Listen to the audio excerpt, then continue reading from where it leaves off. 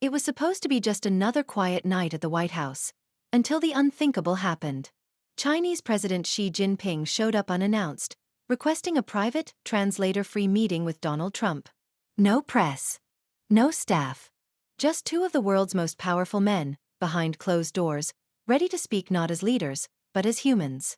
What was said that night would never make headlines, but it might just change history. It was supposed to be just another evening at the White House. Outside, the wind rustled through the neatly trimmed hedges of Pennsylvania Avenue. Inside, the lights in the West Wing were dimmed, the staff gone, and the historic residence was wrapped in its usual quiet dignity. President Donald Trump sat alone in the Oval Office, skimming through a national security briefing with half interest and sipping a lukewarm Diet Coke. The television in the corner was muted, rolling footage of escalating tensions in the South China Sea. Trump glanced at it occasionally, then back at his documents. It was the kind of night where nothing unexpected should happen. Then came a knock on the door. Not a rap from a junior aide. Not a knock followed by protocol. No, this one was different. Heavy. Measured. Almost personal. Before he could respond, the door opened. Two Secret Service agents stood to the side, their expressions strained. Behind them, to Trump's astonishment, stood a familiar figure. Xi Jinping, the president of China. Without his usual diplomatic entourage. No translator. No scheduled appointment. Mr. President, one of the agents said hesitantly, he says it's urgent. And he insists. No translators. Trump leaned back in his chair, his instincts shifting from confusion to curiosity. He studied Xi for a moment, the firm set of his jaw, the glint of resolve in his eyes. Let him in, Trump said, waving the agents away. I'm in the mood for surprises. The door closed behind Xi as he stepped into the room, his posture rigid, his gaze unwavering. The silence stretched between them. This is not a visit, she finally said in accented but clear English. This is a conversation. Not between two world leaders, but two men. Alone. Trump raised an eyebrow. We don't usually do unscripted in here, Xi. This is the Oval Office, not a poker table. And yet here I am, she replied, removing his coat and placing it neatly over a chair. Because the world is changing. Faster than our policies. And tonight, I want to speak without scripts. Something about the moment hung in the air like static. Trump motioned toward the couch. You flew halfway around the world to have a heart-to-heart?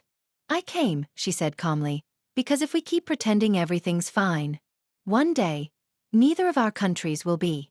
They sat. Two men, once locked in trade wars and press conference jabs, now facing each other in silence, lit by the amber glow of a desk lamp. There were no microphones. No cameras. Just two powerful figures, stripped of ceremony. Trump leaned forward. Well then, let's talk. They sat facing each other like men who had seen too much and said too little. The Oval Office, a room that had hosted wars in words and signed histories into law, now held only the weight of two men's quiet thoughts. No aides. No advisors. Just the soft ticking of the grandfather clock and the faint hum of the city beyond the bulletproof glass. Trump leaned forward, breaking the silence. So what's the real reason you're here, Xi? What couldn't wait for back channels or diplomatic dinners? Xi rested his hands on his knees, his expression unreadable. Because I'm tired of speeches. Tired of diplomacy that dances around the fire while the world burns. He paused. I've seen your interviews, your rallies. Behind the bluster, I see a man who doesn't want America to lose. I feel the same. I don't want China to win alone. I want us not to lose together. Trump tilted his head, intrigued. That's a fancy way of saying the world's about to break, isn't it? She nodded slowly. Yes. Because we're both pretending we can survive without the other. There was a pause. Then Trump smirked. So what are you proposing? A motivational TED Talk for the G20? She allowed himself a rare smile. Not a speech. A reckoning. The Chinese leader pulled a folded sheet from his jacket and placed it gently on the coffee table between them. A list. Short. Typed in Mandarin and English. What's this? Trump asked, lifting it. Our shared vulnerabilities, she replied. Taiwan, AI regulation, space race escalation, food supply chain collapse, Cybersecurity warfare. Trump's eyes skimmed the list. Impressive. You forgot one. She raised an eyebrow. Ego, Trump said plainly. That's the real threat. Yours. Mine. Everyone in charge thinks they can outsmart the tide. She didn't argue. Instead, he leaned in. In China, we are taught to bend with the wind. You Americans. You like to fight it. Trump chuckled. Yeah, and sometimes we get blown away. The mood shifted. Less confrontation, more contemplation. They spoke of AI dominance, of a global climate growing angrier, of a youth too divided and a truth too twisted to find daylight. For once, there was no spin. No soundbite. Just two men admitting out loud what their nations whispered in memos. Then came the unexpected. Xi, a man rarely known for warmth, said quietly, "My daughter asked me last week if she would have a future she could trust. And I realized I didn't have an honest answer." Trump didn't laugh. Didn't speak. He looked at the Chinese leader with a gaze unfamiliar to most, one stripped of persona, full of raw clarity. "Our kids deserve better," Trump finally said. Yes, she agreed. And they will not get it from leaders who only play to win. There it was. Not a treaty. Not an agreement. But something more dangerous, understanding. The clock in the Oval Office struck 12. Donald Trump stood by the window, arms crossed, eyes fixed on the shimmering lights of the Capitol building. The room behind him was silent. No advisors, no press, no distractions. Only the quiet hum of a city that never truly sleeps. Xi Jinping still sat in the leather armchair, his posture calm, almost meditative. For a moment, the two leaders didn't speak. The air was thick not with tension, but with reflection. "You know," Trump began, his voice quieter than before, "for the first time in years, I didn't feel like I was being watched." She looked up and nodded. "That's because, for the first time in years, we weren't performing. We were listening." Trump let out a soft breath, walking back to his seat. "I've always seen China as a threat. And maybe you've seen us the same way. But maybe we've both been wrong. Maybe we've both been afraid." She folded his hands. "Fear drives nations to build walls. But it also keeps them from building bridges." There was a long pause. "You didn't have to come here tonight," Trump said, now leaning forward. "You're the president of China. You could have sent a message, a warning, a demand. But you came yourself." "Why?" She didn't hesitate.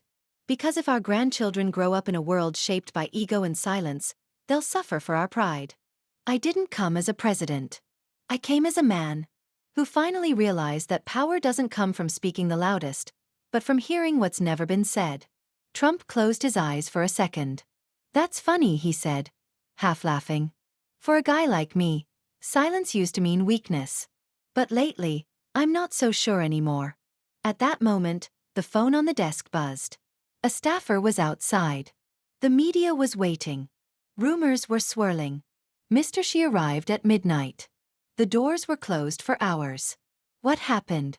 "Let them guess," Trump said, waving the phone away. She stood up. He adjusted his coat, glanced once more at the presidential seal on the carpet. "Your country believes in freedom," he said, voice calm. "My country believes in control. But perhaps the future isn't about choosing between them. Perhaps it's about blending the best of both, if we dare." Trump stood too. The two men shook hands, not for cameras, not for statements, but for understanding. And then she walked out. No motorcade, no press flashbulbs.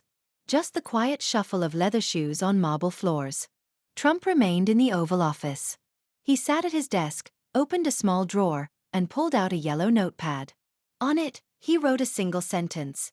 "Real leadership isn't measured by what the world hears, but by what it finally understands."